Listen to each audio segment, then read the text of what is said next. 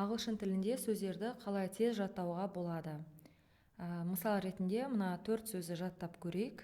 Complain деген шағым жасау, шағымдану дегенді білдіреді. Intent деген ниет ету, ниеттену. Sweet деген тәтті, ал salty деген тұзды деген сөздер. Жалпы біз егер бұл сөздерді жаттайтын болсақ, қарапайым тәсілмен де жаттауға болады, яғни қайталап complain, intent деп. Бірақ бұл кезде ұмыту ықтималдығы көп, яғни бұл сөзді ұмытып қалуымыз мүмкін. Бұл сөздерді қалай тез және ұмытпайтындай етіп жаттауға болады. Сөздерді контекстпен бірге жаттап алу сөзді тез жаттап алуға үлкен септігін тигізеді. Контекст деген бұл сөздердің қолданылуын, яғни сөйлем ішінде қалай қолданылып жатқан, қандай мағынада қолданылып жатқанын біліп, соны үйреніп көру, солай сөзді жаттау. Мысалы, мына әңгімемен танысайық. Бұл әңгіме Эзоптың мысалы болып табылады. The rivers and the sea деген мысалы, өзендер және теңіз. Осы әңгімені оқып көрейік. Бұл жерде мына 4 сөзде қолданылып тұр. The rivers joined together to complain to the sea, saying, "Why is it that when we flow into your tides so potable and sweet, you work in us such a change and make us salty and unfit to drink?" Өзендер теңізге шағымдануға, шағым жасауға бірге жиналыпты. Сөйтіп былай депті: неге біз сенің арнаңа құйылған кезде суымыз тәтті, ішуге жарамды, суымыз тәтті, ішуге жарамды болады да, сосын сен белгілі бір өзгеріс жасайсың да, біздің суымызды тұзды және ішуге жарамсыз етіп қоясың, деп өзендер шағым жасайды. The sea, perceiving that they intended to throw the blame on him, said, "Pray cease to flow into me, and then you will not be made briny," дейді. Сонда теңіз олардың теңізге жаңағы кінә артпақ ниеттенгенін түсініп, былай депті: маған, яғни теңізге құйылуымды тоқтат деп Құдайға жалбарын, сосын сенің суың тұзды болмайды деп айтыпты деген өте кішкентай қысқаша мысал.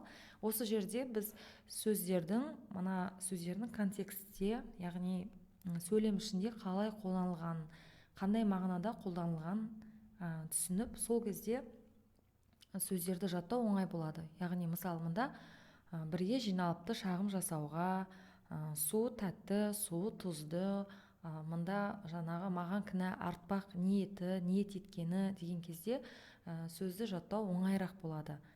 Келесі, енді үйренген сөздермен мысал жасау қажет.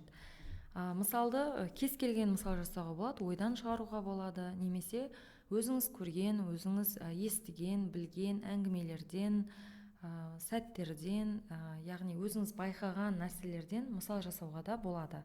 Мысалы, мына сөздермен мысал жасап көрейік. My friend complained about the quality of the book. Менің досым кітаптың сапасы бойынша, кітаптың сапасы туралы шағым жасады.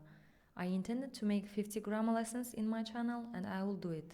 Intend деген сөзбен мен өзімнің каналымда грамматика бойынша 50 сабақ жасаймын деп ниеттендім, және мен оны жасаймын деп ойлаймын.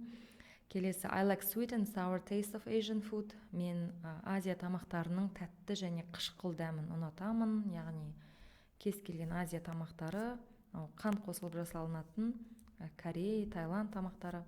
Келесі, when I made бешбармақ with horse meat last week, the soup was too salty.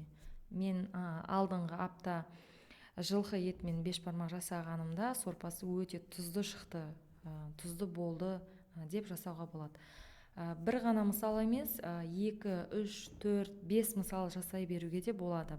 Көп мысал жасаған сайын, сөзді барынша көп қолданған сайын, және әсіресе өзіңіз көрген, өзіңіз білген нәрселерге байланысты бұл сөздерді қолданып жасайтын болсаңыз, сөзді ұмытпау ықтималдығы көбейеді. Яғни сөзді ұмытпайтын боласыз, сөзді сосын жаймен қолдана алатын боласыз.